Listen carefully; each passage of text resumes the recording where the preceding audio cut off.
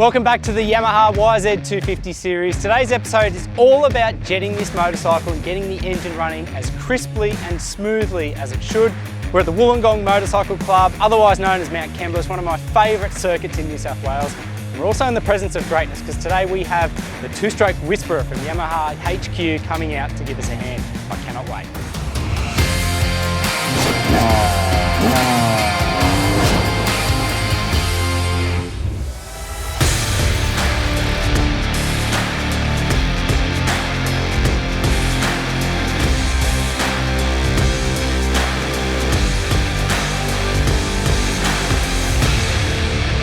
Darren, how are you? Yeah, good, thanks. How are you? Yeah, very well, thank you. Really excited for today. Yeah. You have been tuning two-stroke race bikes for a lot of years now. Yeah, and at least 40 plus years. Wow. Yeah. What's the secret to getting things right on these in terms of jetting and everything else? Basically, I think it all comes down to riding it and not trying to race the bike to start with, just having a nice ride and cruise through the throttle, testing every little portion of what a needle does, what a pilot jet does, what the air screw does. Anybody can get on a bike and just go bang, full throttle, and it seems pretty good, but that's just basically testing the main jet.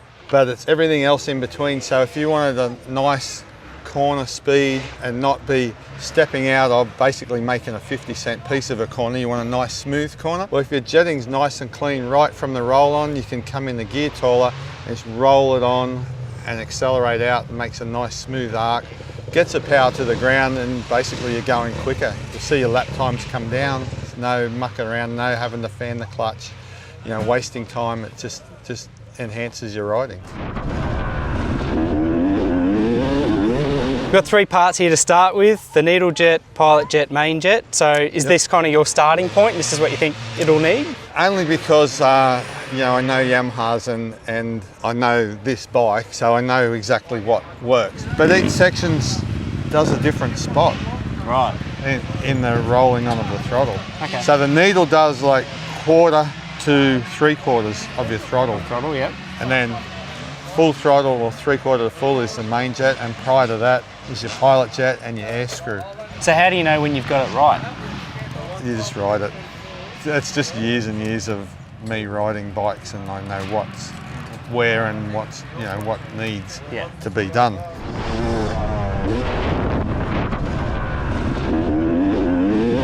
So just to give everyone an idea, this bike is running 98 octane fuel, 800 Motor 800 oil, 40 to 1 mixture. We're at Mount Kembla, so I can't remember what the sea level is here, but a little bit above sea level. Yeah.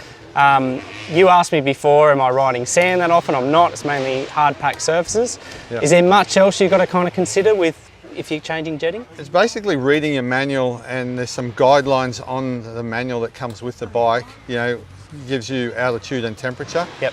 So, for instance, altitude, you need to go leaner, but if it's colder, you need to go richer. So sometimes, if say you're riding at Clarence, it's high, but it's also cold most of the time. So sometimes they cancel each other out, but other times they don't. So play it by ear and, you know, use your practice session wisely and go from there. Awesome. Well, can't wait to see what you do with it. I'll let you get into it.